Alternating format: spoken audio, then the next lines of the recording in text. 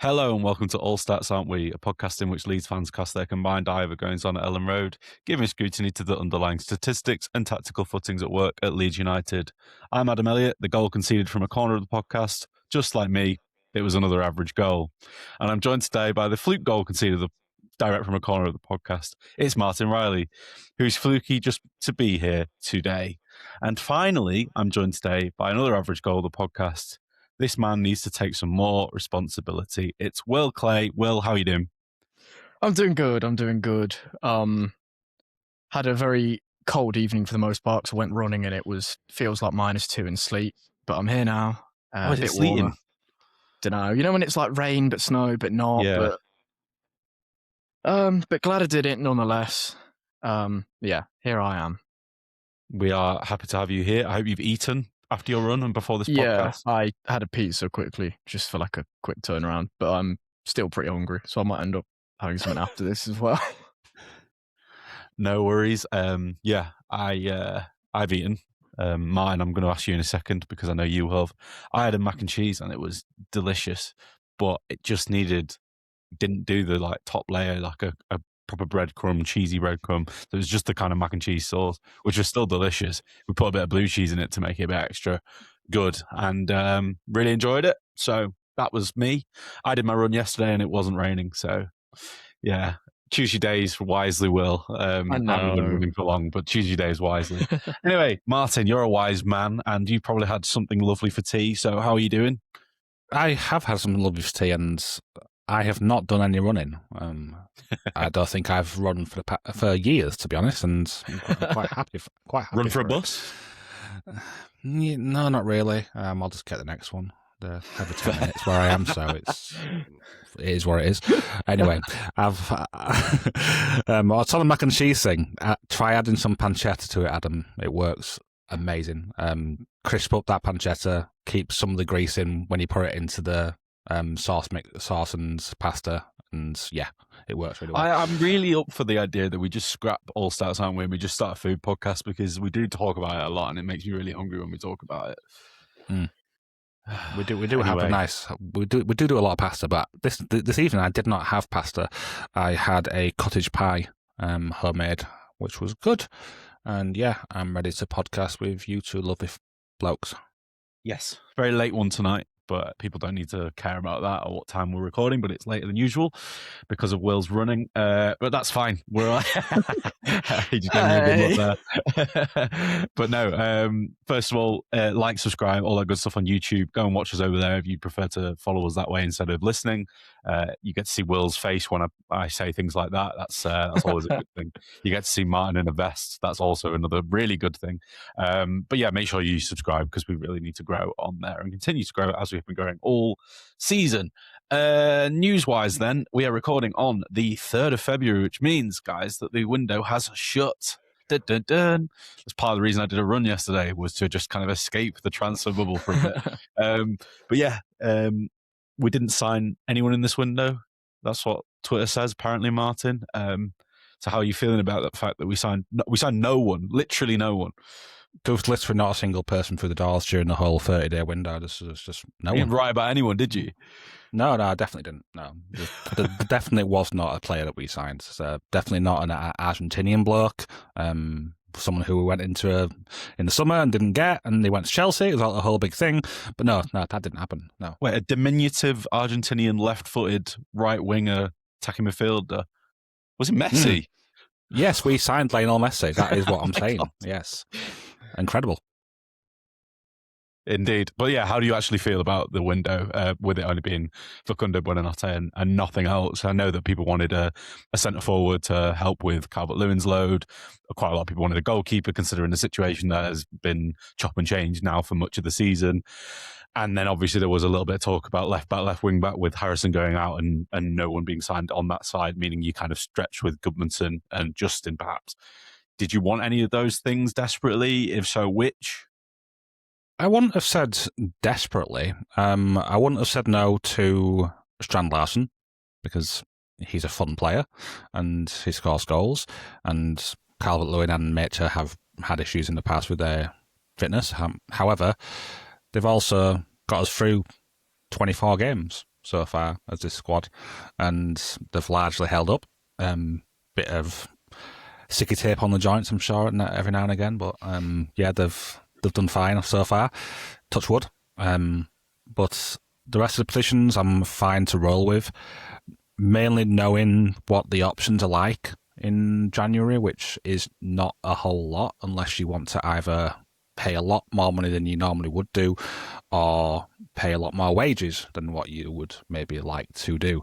And on topic of goalkeepers, what smart club is letting a good goalkeeper go in January? Yeah, they're starting goalkeepers for a reason. Yeah, Unless exactly. you weirdly have two very good goalkeepers, but not many teams have that. Goalkeepers don't often move. They do tend to stay at clubs for a while, especially the good ones. So that's why it's so difficult to recruit them. Like, how many goalkeepers have Forest had, Will? You should know this. 10 in the last, since they got promoted. And that's like, there we go. Not including players that were already at the club. They've signed 10 keepers. So they probably used about 12 or something stupid. Yeah. Yeah. Yeah, and that's only in a few seasons. And then you've got like Manchester United since De Gea went. How many goalkeepers have they been through? It's a very difficult position to sign for because the good goalkeepers, like I say, stay at the clubs that they're at. Look how long Pickford has been at Everton now. Yeah. Just look how long he's been there because he's a good goalkeeper and he's kept them in this division and he's being paid highly for it. Yeah, he could probably get paid high for it elsewhere, but they would want a lot of money for him. And who wants to spend a load of money on a goalkeeper? Let's face it, there's not very many clubs who want to do that, and we aren't in a position where we can do that. We tried this summer. We spent a decent amount of money, to be fair, on a goalkeeper. It has not worked out yet, but there is still time. Maybe not with the way that we're currently managing the goalkeeping situation. But yeah, that's another point altogether. But yeah, largely I'm okay with the business that we got done this window, and I'm happy to roll with the rest of it till the summer, and where there'll be much more opportunities to sign good, fun players. Yeah, well, I'm not going to ask your thoughts yet. You can have a whole section to yourself later in this podcast, so I'm just going to quickly go on this. I think I'm kind of the same as Martin. Wouldn't have hated a goalkeeper, wouldn't have hated some kind of defensive cover at mainly left side of the defence. If you sign a left back, you could have maybe played Gudmundsson as a centre back occasionally. He has done it for Sweden. He's not the best at it, but he has done it. So just would have given you a bit more depth by doing that. At the same time, I still think, like Martin says, we can kind of roll with that. One of the things in Berran's piece today for The Athletic, obviously some people don't trust a lot of our journalists to say anything constructive because they think they're just mouthpieces. But I do agree with what Berran was saying. He was saying that part of the club's inside thinking is that Beal, James, I'm probably missing someone. I think Justin's about to come back. They're all back from injury in the next week. Metra as well, actually, I think is the other one. So it's like we might actually be pretty much full strength, maybe not Forest, but Chelsea game. And so, like Martin said, we've only got 14 games left. By the time we get to this time next week, we'll only have 12 games left. Like, it kind of makes some sense to just roll with that. Having said that, I do think we could have done with a striker. I think that's the one thing. Would have liked to loan. I don't know if there were options that either Farke or the club were really keen to get. I'm hoping there would be one out there, but we didn't go with that, even after Jorgen Strand Larsen didn't go through and he went to Palace instead. It's what it is. So we've got to just hope that Calvert-Lewin's okay, or Mecha has good little runs of form, which he has had this season, if Calvert-Lewin is ever out of form or injured. So I think we'll probably be okay, as we are. The other piece of news I wanted to bring to the table after the transfer window is closed is all Blades, aren't we, Will? Because they now have 5 former Leeds players. Those Muppets from Leeds. Seems like Chris Wilder quite likes them, actually, Will. What are your thoughts on that? I just wanted to ask about this quickly. Yeah, I checking their score earlier. None of them are actually playing. Bamford wasn't even in the squad. Neither was Phillips or Rothwell. But they were signed yesterday, so actually one really was. Yelder was on the bench, wasn't he? Yeah. I don't know if he's come on. I don't know. But yeah, they're a great bunch of lads, to use a lovely phrase. And they're all former Leeds players that I like. So I kind of want them to do well in the way that it's been really nice having a little Bamford redemption arc, because I was so, his time with us, kind of, he didn't score for like the last year, right? But I was so convinced that that wasn't a reflection of, no, he did. There was a linesman that ruined it. Yeah. Besides that, I was so convinced that like his kind of not really playing for Leeds wasn't reflective of the fact that he wasn't good enough for the Championship anymore, and he's very much like set about saying, that he is still here as a player at that level, and I'm very happy for him. Yeah, me too. I was doing a bit of research on this myself earlier about the Sheffield United Leeds players that they've got, and combined, they've got nearly 600 appearances. Obviously, most of those, as in for us, obviously most of those are Bamford and Phillips, but it's really quite cool. And if I see at least 3 of them in the lineup, I'm definitely going to be wanting them to win that day, 100%. I loved Joe Rothwell. Jamie Shack was a great lad, and I've met him. Calvin Phillips is a great lad, and I've met him, and a bit of a hero. Patrick Bamford's obviously who he is, but Martin. So you're going to be looking out for Sheffield United results, or are you going to be a miserable bastard and you don't care? It's Championship. We don't. What was that phrase? The lion don't bother themselves with the opinions of the sheep. That is, yeah, predictable. I knew you'd be there. We're above that now. We are indeed, and hopefully we stay above that dotted line. And hopefully they stay below it, even though I'd like them to do quite well. I'd like them to lose in the playoffs because that's funny. Anyway, let's start with a little chat about the Arsenal loss today, shall we? And follow up with the Forest preview. That section is going to be a bit beefier and a bit meatier. This Arsenal one will be pretty brief because there's not too much to go at. But as always, we'll start with the game summary, shall we? So, Leeds approached the game in a 3-5-2 shape, with Arsenal going with their classic 4-3-3 under Mikel Arteta. In the opening spells of the game, Leeds got into good positions but didn't manage to score. Arsenal slowly worked their way into control of the match, leading to them having the majority of the possession and the chances. Despite a relatively slow start from the Gunners, they were still first team to score, scoring in the second phase of a set piece with Martin Zubamendi, the smallest man on Arsenal's team, scoring with a header. This was followed by up around 10 minutes later when Noni Madueke put in a cross from a corner, which led to Darlow in the Leeds goal trying to palm it out, crashing into Dominic Calvert-Lewin and the ball, and not being stopped in the end and going into the goal. Did actually go down as a Madueke goal and not an own goal, which I guess was a bit nicer. But that made the score 2-0 going into the second half. In the second half, Leeds had more of the ball. However, they were not able to control the half at any point, with Arsenal still having the vast majority of the chances and having Leeds where they wanted them, leading to a third goal being notched by Victor Gyökeres when he got onto the end of a Martinelli cross and scored with a volley past Karl Darlow. The fourth of the day, and the last finally, was scored thanks to a lovely finish from Gabriel Jesus after he twisted Pascal Struijk in knots a little bit. He did. Score 4-0 and Leeds only putting up 3 shots and 0.15 expected goals. Just to reiterate those stats, 15 shots for Arsenal, 2.19 expected goals generated for them, 9 shots on target, 6 big chances, 50% of the possession each, which was a little bit surprising when I saw that, but I guess Leeds did have a bit more of a spell in the second half. The reason why we're not going to give this one too much time, because there's probably not a lot we can ascertain from it, is because it was the first time on record since 2013-14. This is per Johnny Cooper on Twitter. Give him a follow. And he said that Leeds conceded more goals, 4, than they had shots, 3 in a home league game. Can I just leave it there and we move on to Forest? No, let's get into the interrogation. The analysis then, Martin. Should we be panicking after we were so soundly beaten by Arsenal, probably the best team in Europe, and by extension, that makes them the best team in the world? Are we now going to go down and there is absolutely no hope? Where are you at? Oh, well, there was never much hope. Only a fool's hope. Anyway, Lord of the Rings references aside, which are not true because we always had a hope of staying up. We were very soundly beaten by Arsenal, and it was what I think most people with a brain were expecting to happen in this one. On our day, we can probably beat most teams in this league if we play in the right way. But we did not get anything out of this one. It was going to take Arsenal having a bad day and us having a really good day to get anything out of this. And we did not have a really good day, and Arsenal did. They did what they do best, which is score from set pieces and score with class. And we should not be panicking after this game, to be honest, because this should be what we're expecting to see. Like you say, they're the best side in the world probably at the moment, or at least one of the top 3, if not the top. They're still in all 4 competitions that they're playing in, so they could be in line for a historic season, which is probably sometime coming if you believe all the Arsenal fans and what they talk about. We were Not definitely all of soundly them. beaten. There's a few Arteta haters out there. We know one of them in particular has definitely blocked Will on Twitter.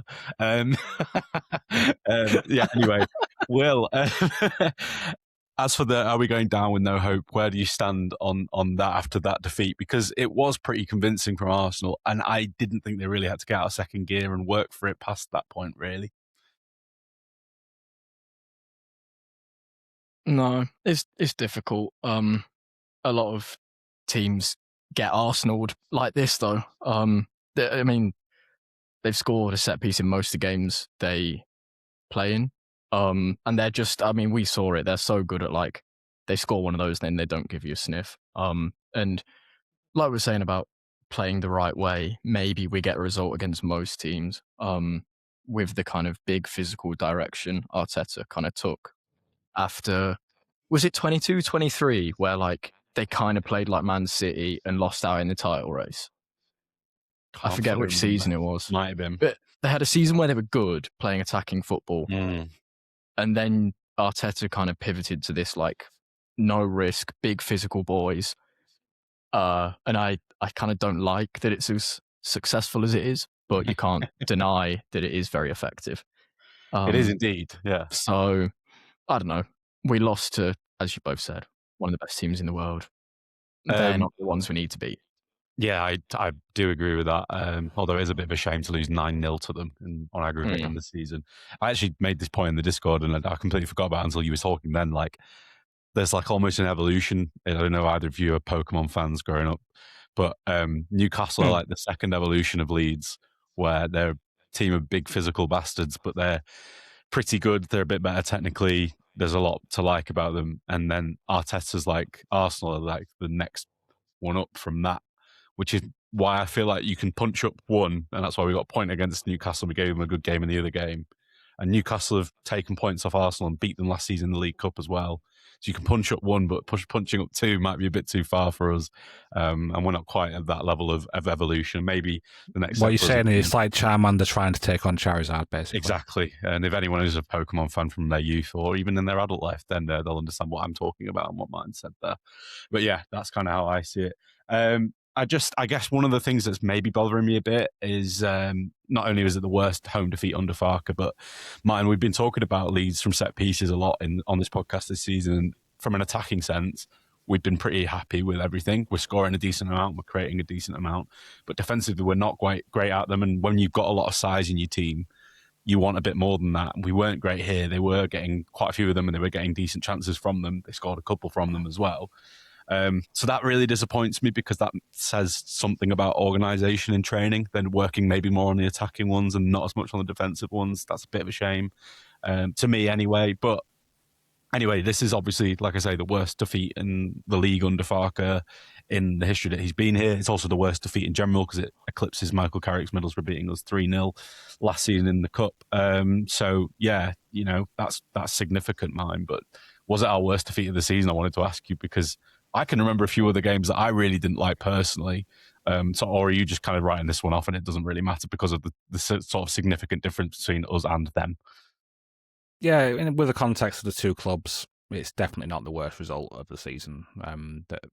There's much worse results, maybe worse by scoreline, but scorelines aren't everything. Like the Burnley away game was one of the most disappointing ones for me. Just how lackluster we were on that day. And yeah, we had a lot of shots, but just they kept us out so easily, and we had no thrust in that game, and it was disappointing. And the Brighton game, again, was very hard to take because we called it also spectacularly correct.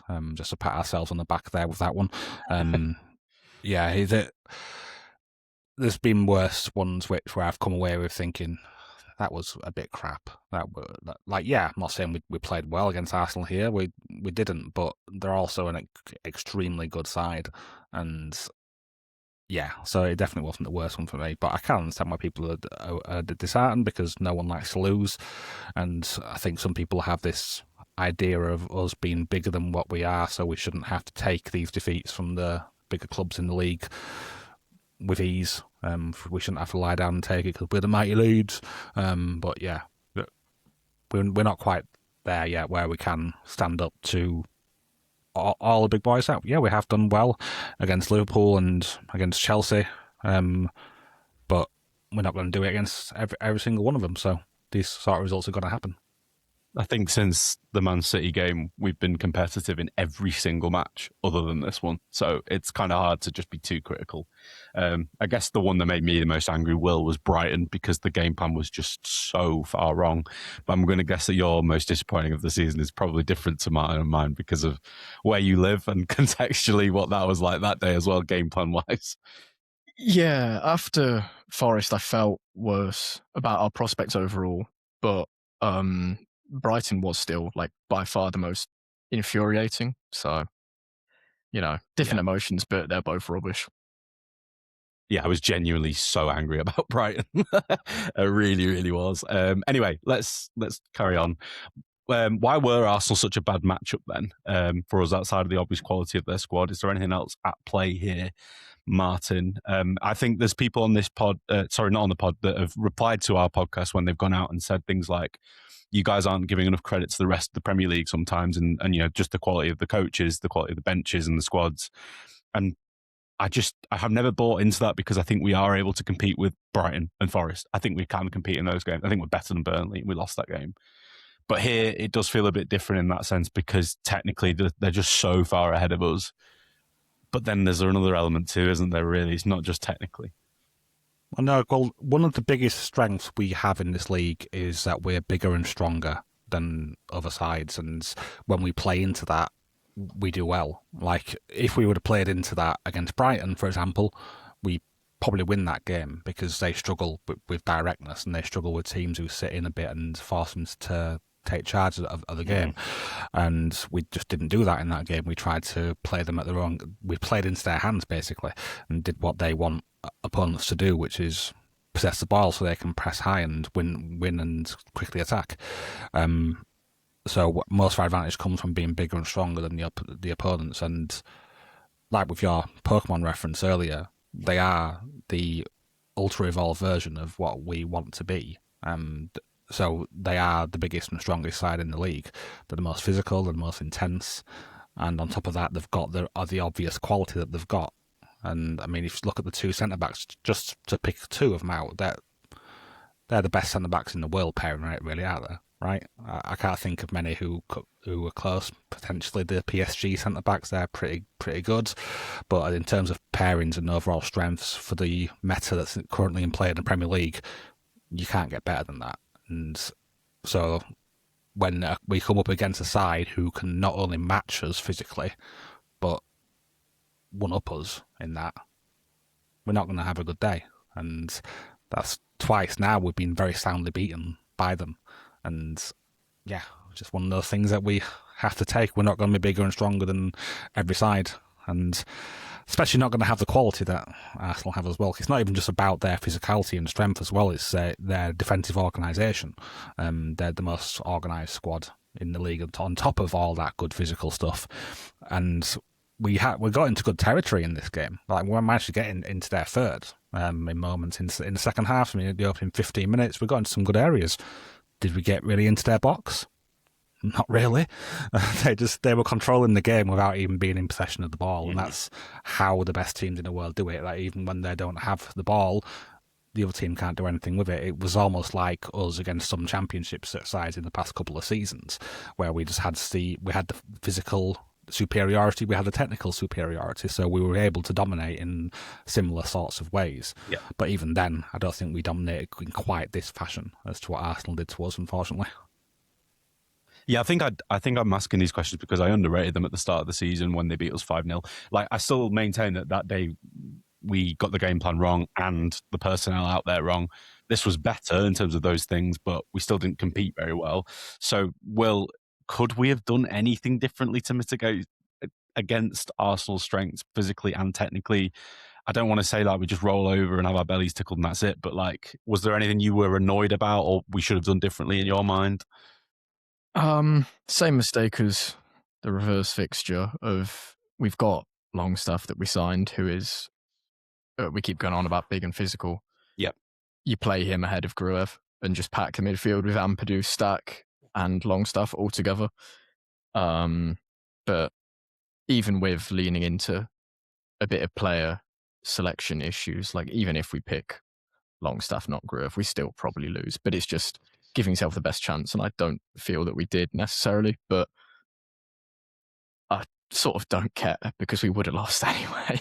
Yeah, I'm kind of the same. I think probably would have been like more of a 2-0 game, but yeah, maybe it would have kept us in it a bit longer, but that's it. You're probably right. Martin, was there anything else you had that you think we should have done differently in that game other than maybe Longstaff in midfield? Is there anything else you would have liked to have seen that could have maybe changed the outcome slightly?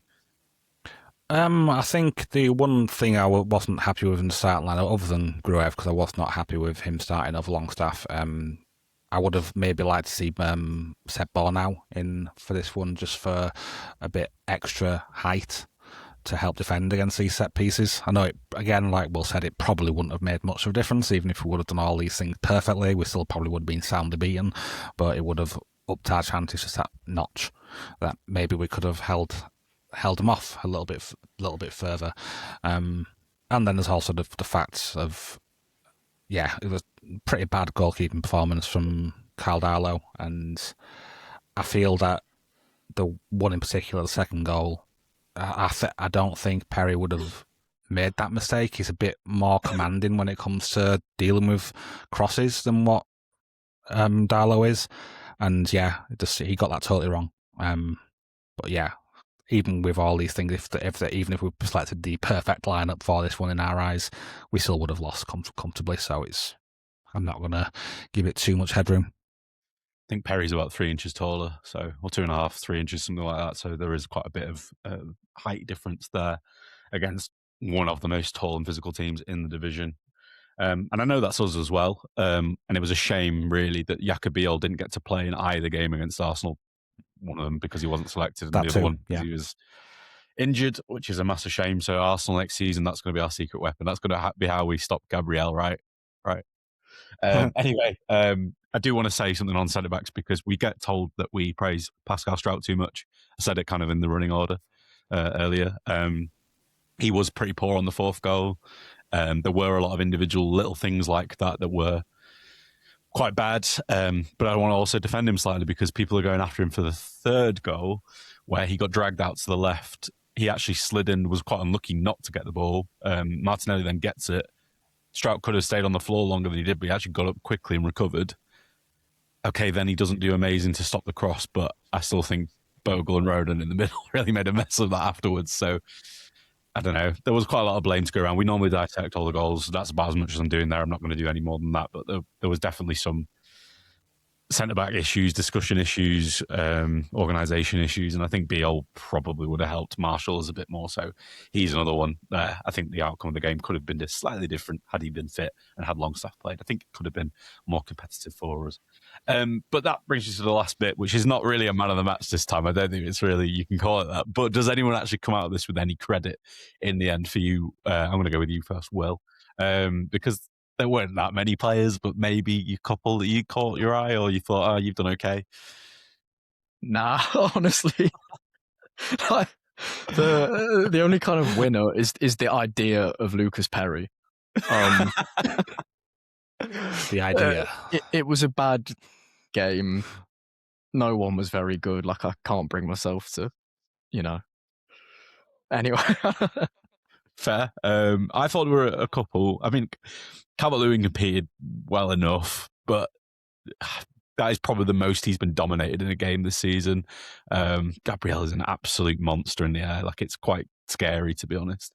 The other ones I thought I think it was partly on Arsenal but partly on ourselves as well, was the start of the second half. The first sort of 20 minutes, we definitely grew into the game a bit, and it felt like the midfield were getting a bit more joy in and out of possession. So I thought that Stat and Ampadu came out with a bit of credit in that period. I think they were busy in a good way. It didn't last long, but still, I thought that was okay. I'm really struggling for anything else, Martin. Have you got anything else? I saw Aronson got us up the pitch well in times in this one. To say that they're such a big side, I think he's done well to do anything really in this game because of how good the opposition is. That even though it wasn't just these small little windows where he did carry the ball up nicely at the pitch, made the right decision with it afterwards. Obviously, he didn't do a whole lot more than that, but it was just little things, and that's probably the best I could say for this one, other than the players you've mentioned. Yeah, and then Paul, our lovely editor, asked any other positives to take from that. I guess mine is we don't have to play them again until next season, and we will be playing them next season. And also that West Ham lost in the way they did, so it's another game where the gap's the same. It's not changed. Obviously, this is a massive weekend we're going to come on to talk about in a second, with us playing Forest and then playing Burnley. It really is huge. But as for that one, it gives us a better chance of survival just by the fact that there's another week of the gap being the exact same. So in that sense, good. Forest also drew, Will, which was, I'm sure you noticed, with 10 men against Palace, who were not far above us either. So that was a good result for us. So even though we got hammered, I think the weekend itself was an okay weekend because of everything else around us that went on, essentially. That's where I was at. Either of you got any other positives? Nope. Cool. All good. Lovely. Right, we'll move on then to the second half of the pod, and we're going to talk about Nottingham Forest.